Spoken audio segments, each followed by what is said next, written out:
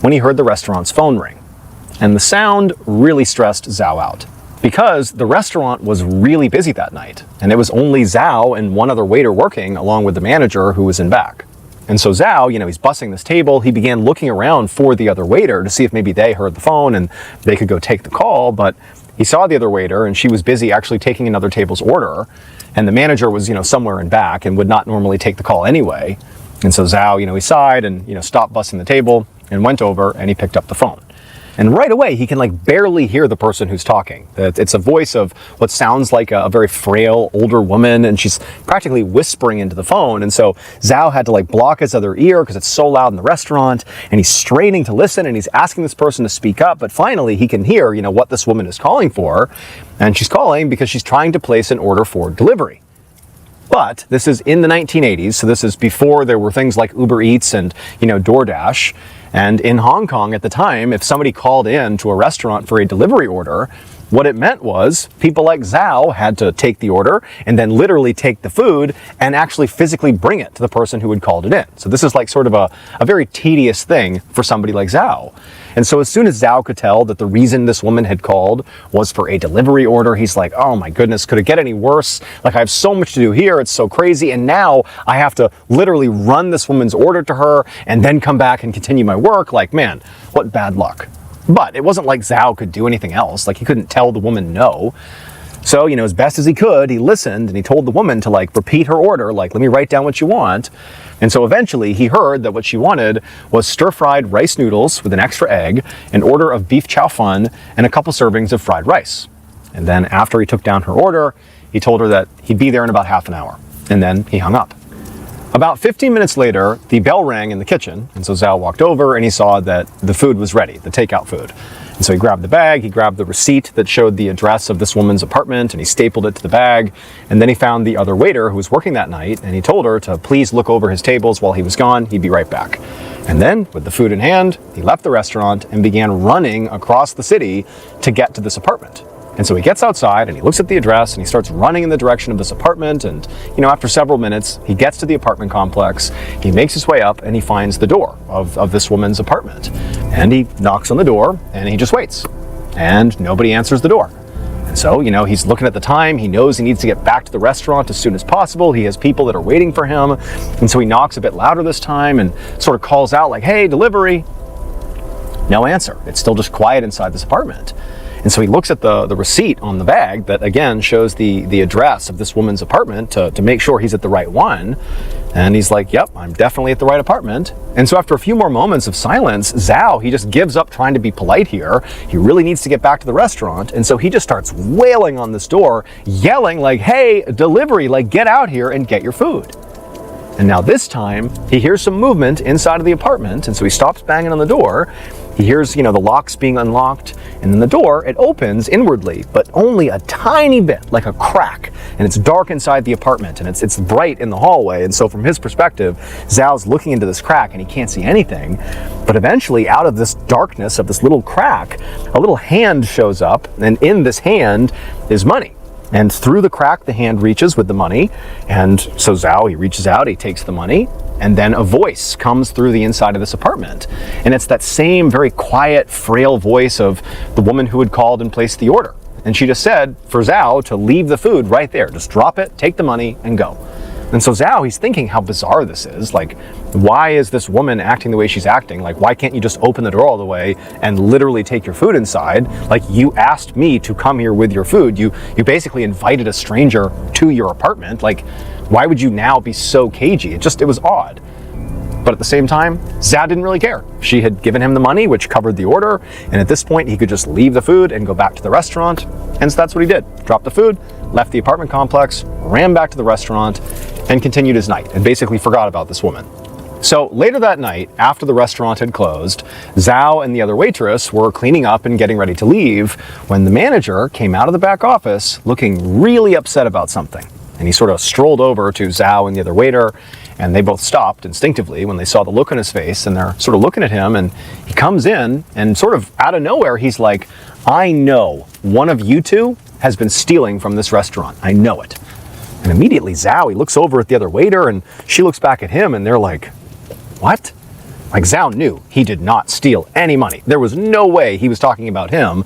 And from the looks of it, the other waiter, she definitely did not seem like she, had just been caught stealing. And so the two of them kind of looked back at the manager and they're like, what are you talking about? Like, we didn't steal from you. Like, what do you mean? Like, what are you talking about?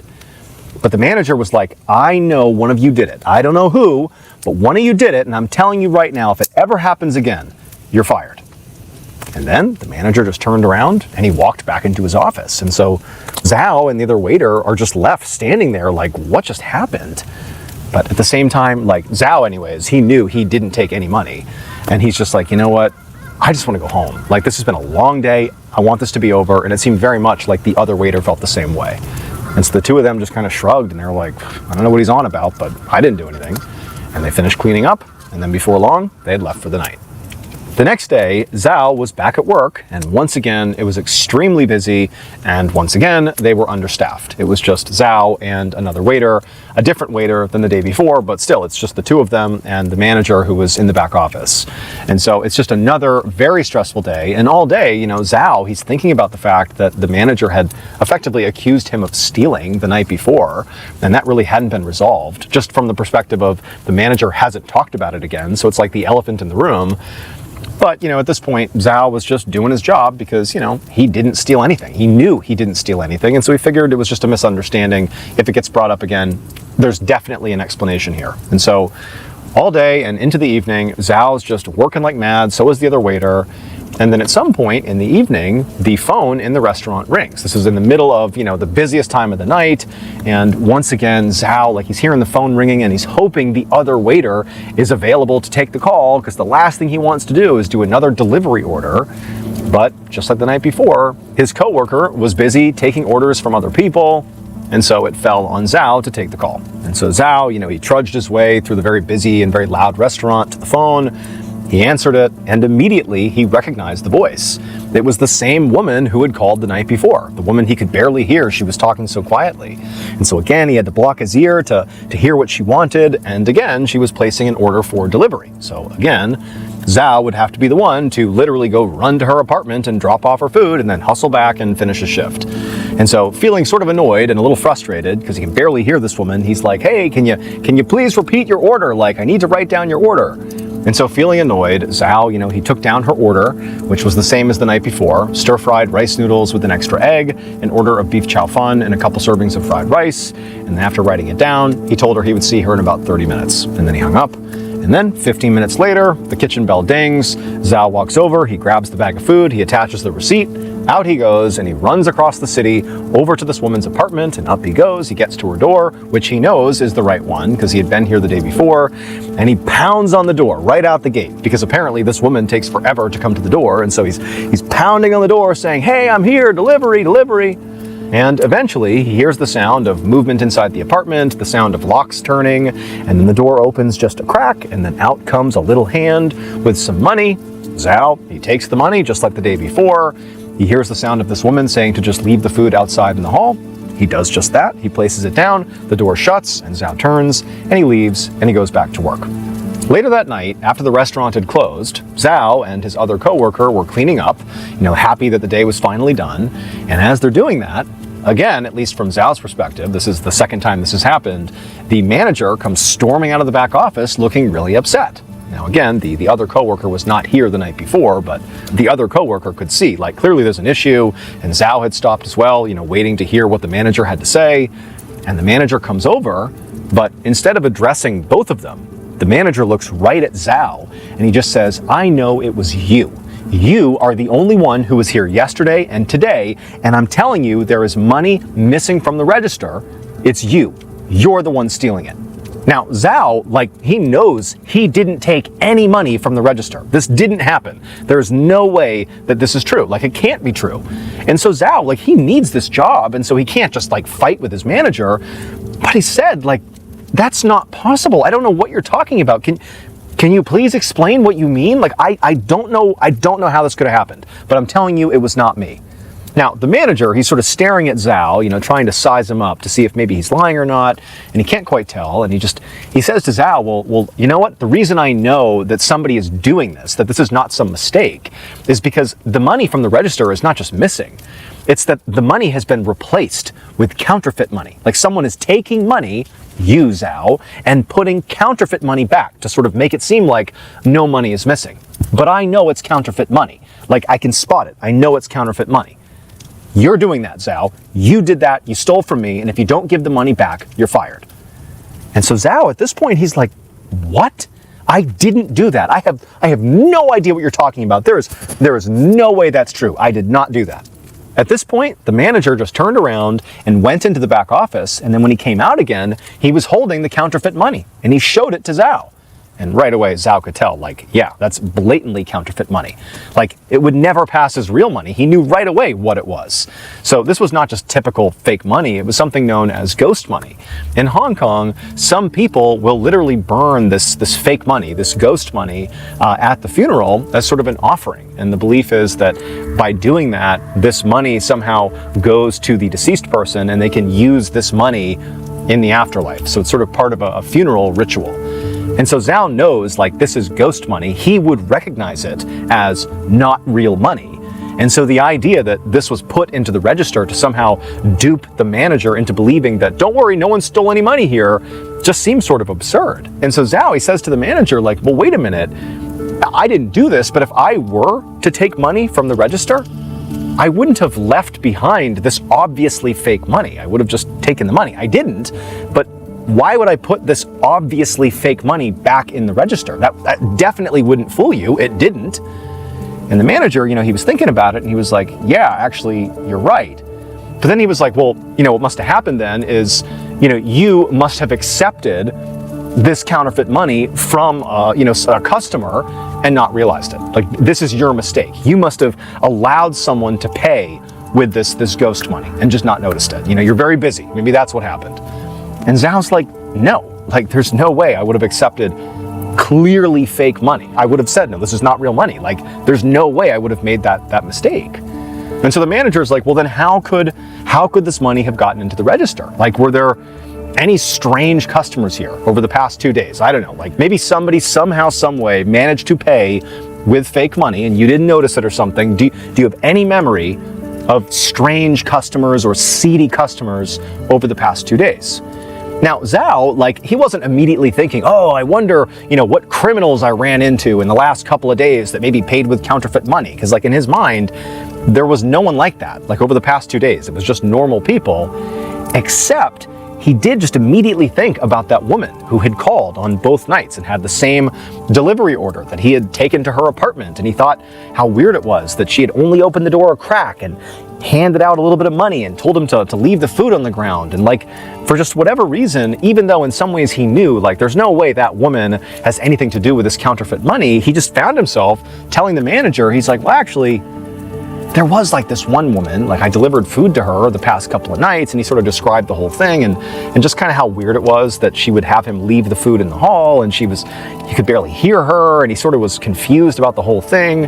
And so like this didn't explain the counterfeit money at all, but it was like the only weird thing that Zhao could think of. And the manager by this point did believe Zhao. Like he had sort of changed his tone and he sort of believed that something weird was going on here and it wasn't Zhao. Like he was now sort of working with Zhao to figure it out. And so the manager was just like, okay, well, if this lady calls again, let me deliver the food to her. Let me see if maybe I can talk to her and see if somehow, some way I can figure out if she's the one giving us the counterfeit money. And so the next day, Zhao is back at work, and again, it's a busy day at the restaurant, and all day it's just him and one other coworker, and they're busy all day. And then in the evening, around the same time that this woman had called the past 2 days, the phone rings. And this time, when the phone rings, Zhao immediately runs over and he grabs it. Like, he doesn't care about what he's doing. He was waiting for this call because he was told to, if she calls, hand it over to the manager. And so he picks up the phone, he answers it, and sure enough, it's the same woman, the woman he can barely hear. And she orders the exact same meal to the exact same address. And once again, Zhao takes it down and he says, we'll be there in 30 minutes, and he hangs up. But this time, after giving the order to the kitchen, Zhao went to the back office and he told the manager that, hey, she called again, so the food will be up in about 15 minutes, and if you want to take it over there and see for yourself, you're welcome to. And the manager was like, great, I got it, I'll take it. And so sure enough, about 15 minutes later, the bell rings in the kitchen, the manager goes out, he grabs the food, he looks at the address on the receipt for where this lady lives, and then he leaves the restaurant, and he makes his way across town, he gets to the apartment building, he gets up to the door, and he knocks. And after a few moments, there's silence, and so he knocks again, and he checks the receipt again to make sure he's at the right place, and he knows he is, and so he's knocking some more, and he's calling out, delivery, delivery. And eventually, he hears movement inside of the apartment, and he hears the sound of locks turning, and then just the way Zhao described, the door opened just a crack, and then a little hand came through that crack, holding out some money.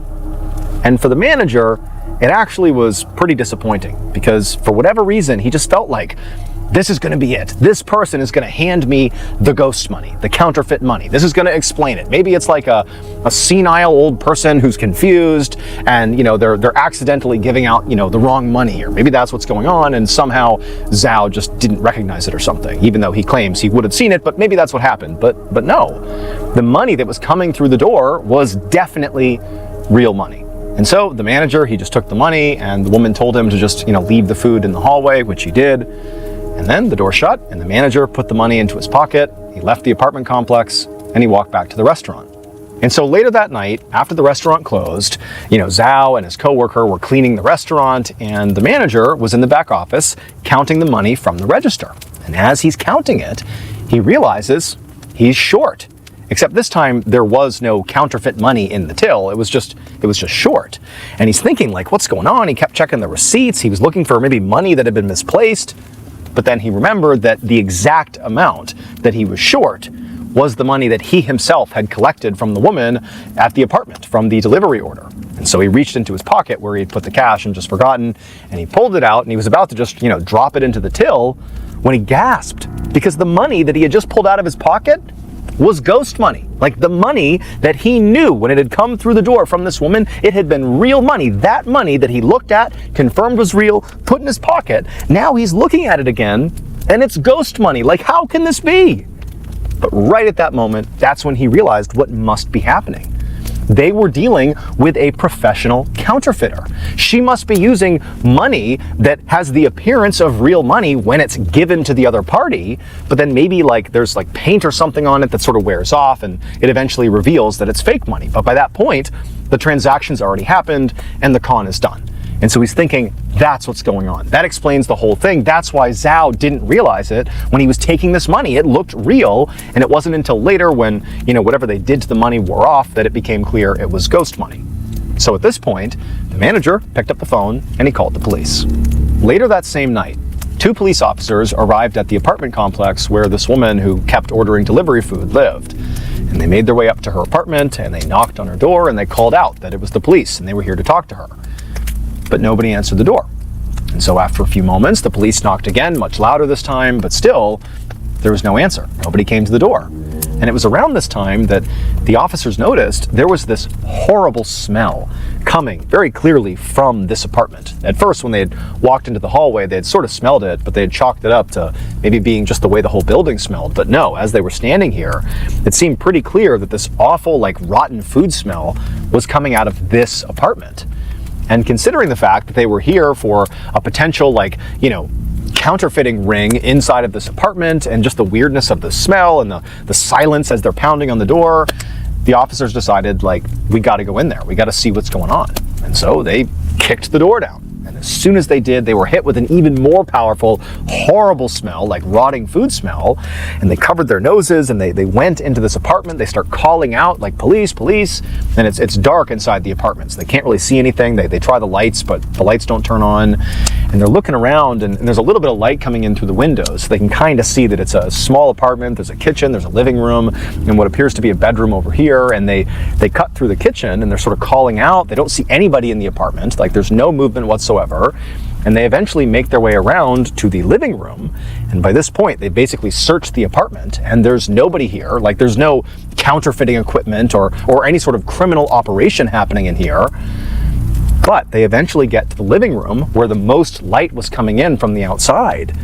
And when they looked for the first time really closely at the living room, they realized there was like this horrible scene inside of this apartment. There were 4 very decomposed dead bodies sort of lying around the living room. They were draped on the furniture and on the ground, and sort of strewn about the dead bodies were all these wrappers and bags of takeout food, like trash from takeout food.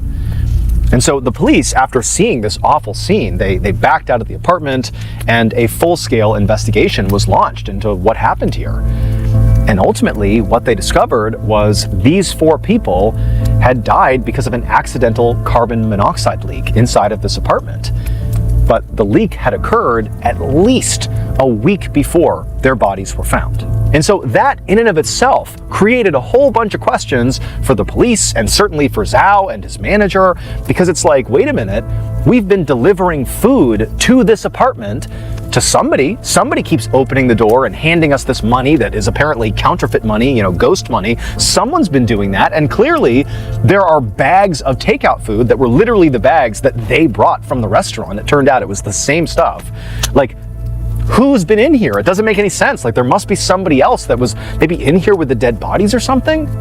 However, there was one other truly confounding discovery that had been made already, that was made during the autopsies of these 4 people, that really added a pretty awful twist to the story that, to this day, like, nobody can understand. Nobody has a good explanation for this.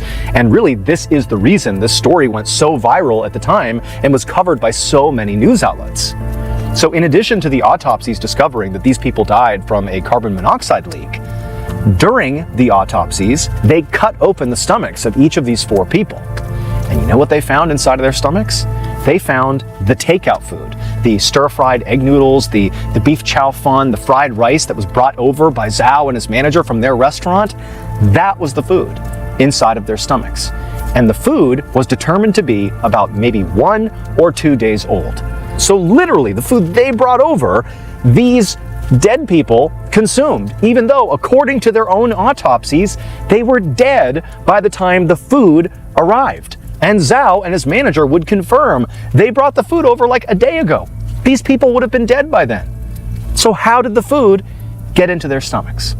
Now, to a lot of people, the only explanation here was that whoever ordered the food, whoever called, that frail-sounding older woman who then paid with ghost money, was literally a ghost. The 4 dead people's spirits must have been in some kind of limbo, stuck inside the apartment where they had died, feeling bored and hungry. This incident, which now is just known as the ghost takeaway incident, because takeaway is another word for delivery food, it has been written about extensively in major publications all over Hong Kong, and it's been